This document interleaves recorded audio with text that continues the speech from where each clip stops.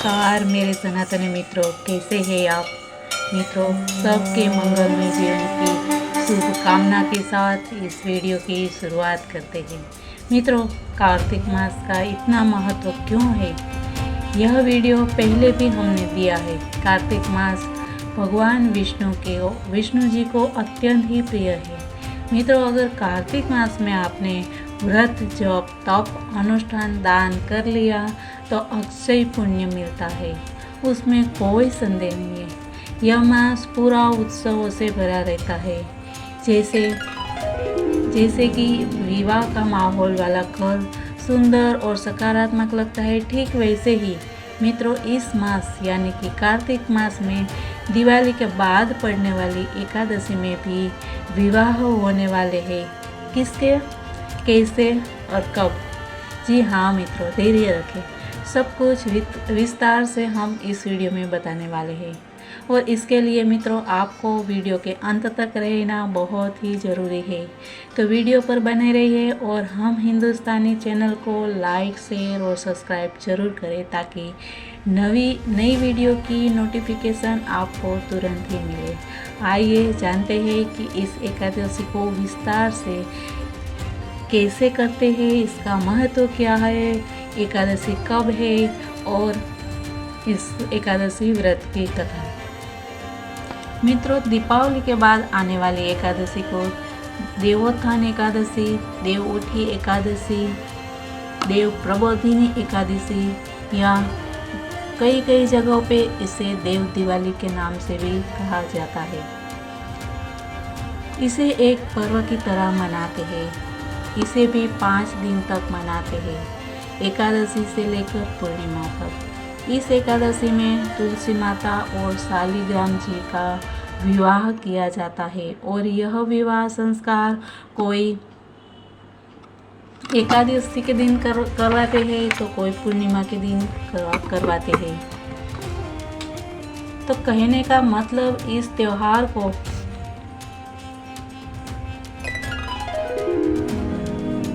मित्रों कहने का मतलब इस त्योहार को 5 दिनों तक मनाते हैं। ऐसा माना जाता है कि एकादशी के दिन भगवान को उठाते हैं तो उसी दिन विवाह नहीं कराते हैं बल्कि पूर्णिमा को कराते हैं। तो यह सभी लोग अपनी अपनी मान्यताओं और परंपराओं के हिसाब से करते हैं। अब सवाल यह उठता है कि इसे देव उठी एकादशी क्यों कहते हैं। तो इसका जवाब है, भगवान विष्णु 4 माह के लिए क्षीर सागर में योग निद्रा में चले जाते हैं, फिर भी वो भक्तों का ध्यान रखते हैं। वो कैसे, आगे इस एकादशी की कथा में आएगा।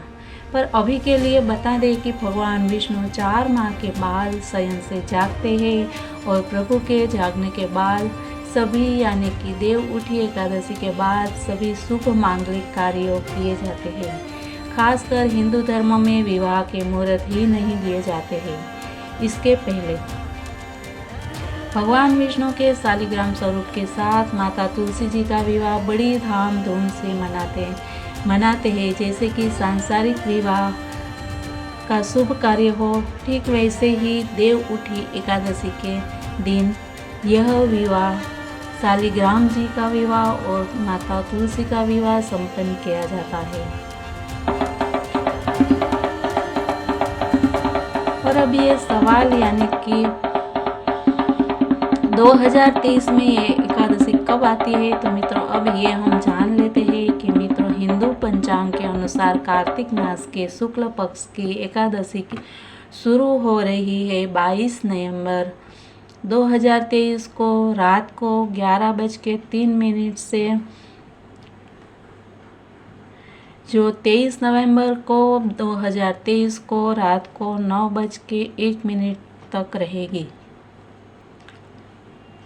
और पूजा का शुभ मुहूर्त है वो है 23 नवंबर 2023 को सुबह 6:50 से लेकर 8:09 तक और रात्रि को 5:25 से लेकर 8:46 तक।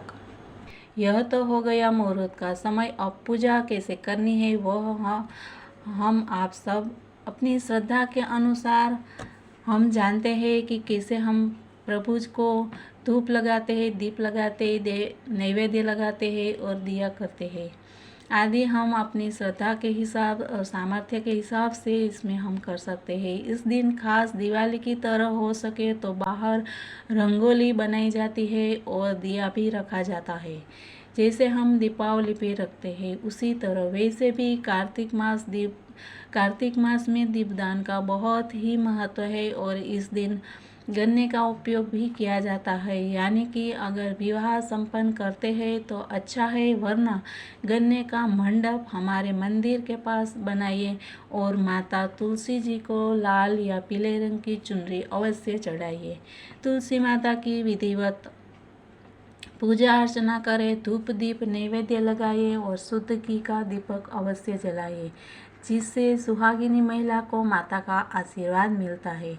और तुलसी माँ विष्णु जी को अत्यंत प्रिय है, इसीलिए माँ तुलसी को की हुई प्रार्थना प्रभु तक बहुत जल्दी पहुँचती है। तो प्रार्थना सभी स्त्री पुरुष माँ से कर सकते हैं और आगे के जीवन के लिए मंगलमय कामना कर सकते हैं। तुलसी जी का मंत्र और महत्व हमारी चैनल पर हमने पहले से ही दे दिया है, लेकिन फिर भी अभी हम मंत्र बता देते हैं। ये मंत्र है, महाप्रसाद जननी सर्व सौभाग्यवर्धिनी आदि व्याधि हरा नित्यम तुलसी त्वाम नमोस्तुते। यह मंत्र बोलते हुए माता को वस्त्र चढ़ाना शुभ माना गया है। इसके साथ इधर एक दूसरा मंत्र भी है, वो भी हम साथ साथ में ही बता देते हैं कि प्रभु को उठाने का मंत्र है, वो है उत्तिष्ठोत्तिष्ठ गोविंद त्यज निन्द्रां जगत्पते त्वयि सुप्ते जगन्नाथ जगत्सुप्तमिदं भवेत्। उत्तिष्ठोत्तिष्ठ वाराहं दृष्ट्वा धृतवसुन्धरे हिरण्याक्ष प्राणघाती त्रैलोक्ये मंगलम कुरु। इसका अनुवाद मतलब इसका अर्थ ये होता है कि उठो देवा बैठो देवा कहकर भगवान विष्णु को जगाने का प्रयास करना चाहिए। इस दिन कोई व्यक्ति रात भर प्रभु संकीर्तन करते हैं तो कोई विष्णु प्रसन्न होकर अपार कृपा बरसाते हैं और इसी कारण इस दिन का व्रत बहुत ही महत्व रखता है। अब उसकी कथा हम देखते हैं। एक समय की बात है जब नारद जी ने ब्रह्मा जी से पूछा कि कृपा करके आप मुझे देवउठी यानी प्रबोधिनी एकादशी के बारे में विस्तार से समझाइए। तब ब्रह्मा जी ने कहा कि हे वत्स सुनो, कार्तिक माह के शुक्ल पक्ष में पड़ने वाली एकादशी का फल सहस्त्र यानी 1000 अश्वमेघ के समान तथा 100 राजसूय यज्ञ के बराबर मिलता है। और आगे नारद जी के सवालों का जवाब देते हुए ब्रह्मा जी ने कहा कि एक संध्या के भोजन करने से 2 जन्म के तथा पूरे दिन उपवास रखने से 7 जन्मों के पापों का नाश होता है, साथ ही सभी मनोकामना पूर्ण होती है।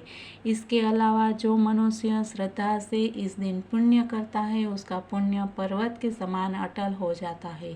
सिर्फ इस व्रत का दृढ़ता से संकल्प ले लेता है उसके कई जन्मों के पाप नष्ट हो जाते हैं। और रात्रि जागरण का फल तो अश्वमेघ यज्ञ के समान है। तो इस तरह से ब्रह्मा जी ने इस एकादशी का महत्व बताया। दूसरी एक पौराणिक कथा के अनुसार एक बार माता लक्ष्मी ने भगवान विष्णु जी को कहा कि प्रभु, आप योग निद्रा में प्रवेश करते हैं तो सालों तक सोते हैं और समग्र सृष्टि परेशान होती है और जीव सृष्टि पर उसका असर पड़ता है। इससे अच्छा है कि आप हर साल थोड़े समय के लिए विश्राम करें, जिससे आपको और मुझे भी थोड़ा विश्राम मिले। यह सुनकर भगवान विष्णु ने कहा, देवी आप बिल्कुल सही हो। मेरे जागने से आपको कष्ट ज़्यादा होता है क्योंकि मेरी सेवा में आप अविरत रहती हो। साथ ही इस सृष्टि का भी कल्याण हो सके, इसके लिए अभी से मैं हर वर्ष 4 महीना शयन करूँगा और इस 4 महीना सभी देवतागण और आपको संसार की जिम्मेदारी रहेगी। और विशेष रूप से यह 4 महीना जो भी भक्त मेरी सेवा अर्चना दिल से करेंगे उनके घर में मैं अपार कृपा बरसाऊंगा और आप भी मेरे साथ उस घर में स्थिर रूप से वास करेंगे। तो ये है महिमा। और आप हम सबको पता है कि मित्रों, चातुर्मास है वो सब में बहुत ही प्रचलित है। बहुत लोग जब देवपोढ़ी एकादशी आती है उसके बाद से एक टाइम का व्रत लेते हैं और कोई ना कोई व्रत और नियम जरूर लेते हैं। तो ये चातुर्मास का ये भी एक महत्व है और ये खुद भगवान ने बताया हुआ विधान है। तो हम सभी सनातनी इस त्योहार को धामधूम से मनाएं और साथ ही लक्ष्मी नारायण की अपार सभी भक्तों पर कृपा बरसे, ऐसी कामना के साथ मित्रों, जय हिंद, वंदे मातरम, भारत माता की जय।